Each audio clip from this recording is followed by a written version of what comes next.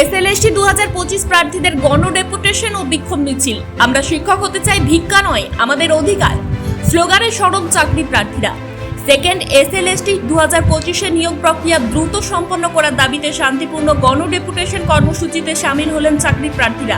তাদের অভিযোগ, বারবার সময়সীমা বাড়ানোর অজুহাতে নিয়োগ প্রক্রিয়া বিলম্বিত করা হচ্ছে, যার ফলে দীর্ঘদিন ধরে অনিশ্চয়তার মধ্যে রয়েছেন হাজার হাজার যোগ্য প্রার্থী। মিছিলে ফুলের মালা হাতে গোলাপ ও মিষ্টি নিয়ে বিদ্রুপ করে রাজনৈতিক নেতাদের উদ্দেশ্যে জানান তাদের জন্য এসব আর আমাদের জন্য প্রতিশ্রুতি। বিক্ষোভকারীদের মূল দাবিগুলির মধ্যে রয়েছে মহামান্য সুপ্রিম কোর্টের নির্ধারিত সময়সীমার মধ্যে সেকেন্ড এসএলএসটি 2025 নিয়োগ প্রক্রিয়া সম্পূর্ণ করা, রেকমেন্ডেশন প্রাপ্ত প্রার্থীদের অবিলম্বে যোগদান নিশ্চিত করা, 9 ও 10 জুলাইয়ের ইন্টারভিউ সংক্রান্ত প্রক্রিয়া এবং অবশিষ্ট বিষয়গুলির কাউন্সিলিং দ্রুত সম্পন্ন করা। চাকরি প্রার্থীদের বক্তব্য, তারা কোনো দয়া বা ভিক্ষা চান না, নিজেদের ন্যায্য অধিকার হিসেবে নিয়োগ চান।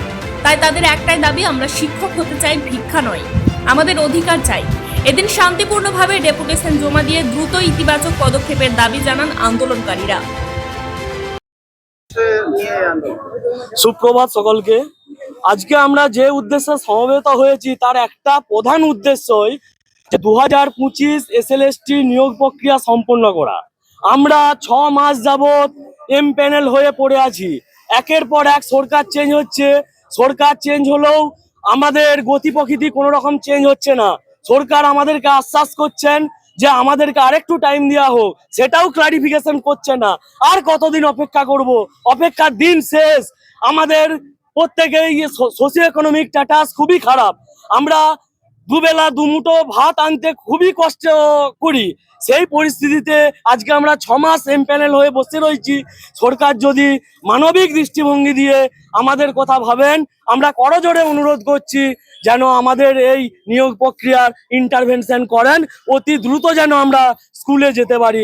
এইটুকু আমরা মানবিক সরকার, মানবিক মুখ্যমন্ত্রীর কাছে, আমাদের অভিভাবকের কাছে আমার বিনীত অনুরোধ রইল। দেখুন, আগামী দিনে সেটা কি করবে সেটা আমরা বলতে পারবো না, সরকার কি করতে চাইছে, কিন্তু আমাদের এই শান্তিপূর্ণ ডেপুটেশন প্রক্রিয়া জারি থাকবে। আমরা কারোর অধিকার নিয়ে এই পরীক্ষায় পাস করিনি, না ঘুষ দিয়ে পাস করেছি, না কোনো নেতামন্ত্রীর পায়ে ধরেছি। আমরা ধরেছি মাত্র আমাদের মগজকে। এই মগজের উপর ভিত্তি করেই আজকের এই শিরোনামে এসেছি। তো আমরা ছেড়ে দেব না, আমরা আমাদের ন্যায্য অধিকার বুঝে নেব। আমার নাম সন্দীপ মন্ডল, এসএলএসটি 25 এর এম প্যানেল ফ্রেশার ক্যান্ডিডেট এবং জেনারেল ক্যাটাগরি থেকে এম প্যানেল।